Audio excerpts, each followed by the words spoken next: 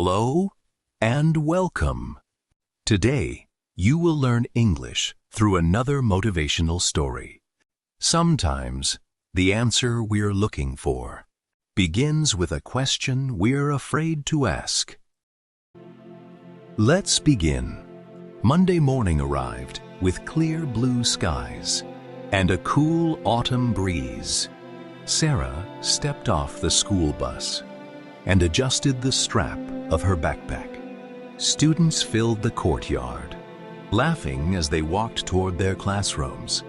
As usual, Sarah preferred the quieter path that led around the side of the building. She enjoyed those few peaceful minutes. Before the school day began, they helped her settle her thoughts. As she walked, she noticed a poster hanging outside the English department. English Conversation Club. New members are welcome. Wednesday after school. Sarah slowed down. She had seen the poster before. This time, she didn't walk past immediately. She stood there for a few seconds. Then, she quietly continued toward class. Throughout the morning, the poster stayed in her mind. During mathematics, she thought about it.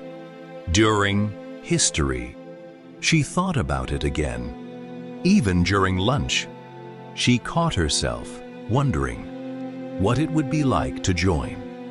"What are you thinking about?" Aiko asked, sitting beside her. Sarah smiled slightly. The Conversation Club. Aiko's face brightened. "I signed up." "I know. You should come." Sarah looked down at her lunch. "I'm still not sure." Aiko didn't try to convince her. Instead, she asked, "What are you afraid of?" Sarah didn't answer immediately.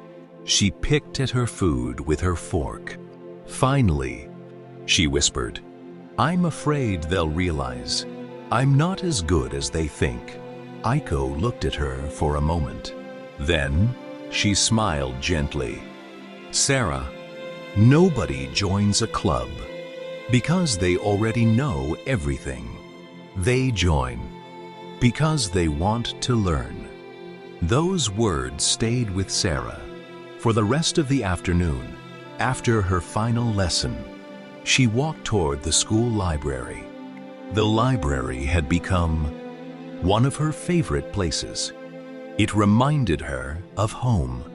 Quiet, peaceful, safe. She found her usual seat near the window and opened her notebook. Instead of studying, she stared at the blank page. After a long silence, she wrote one question.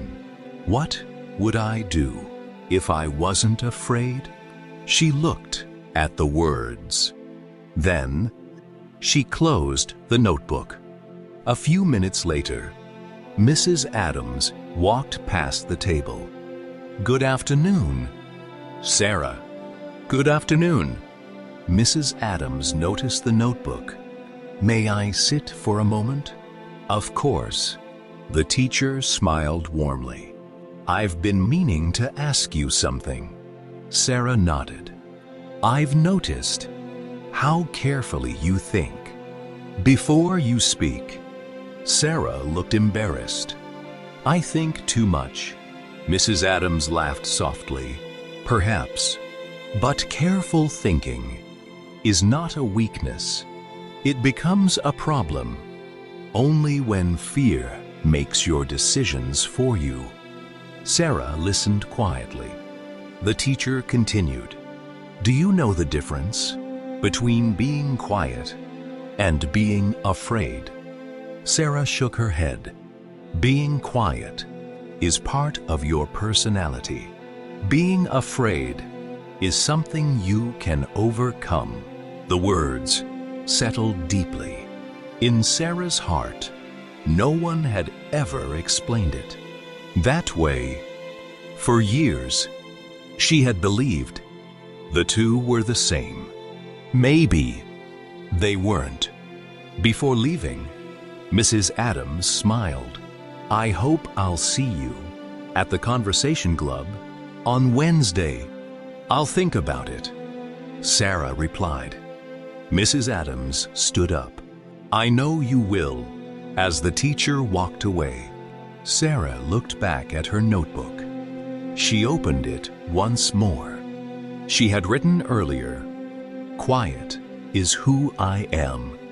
Fear is what I'm leaving behind." She stared at the page for several seconds. Then, for the first time, on Wednesday afternoon, others met friends outside. Sarah stood alone in the hallway. To the left, the exit. To the right, the English Conversation Club. She looked in both directions. Her heart began to beat faster. She took one slow breath, then another. Finally, she turned, but toward the classroom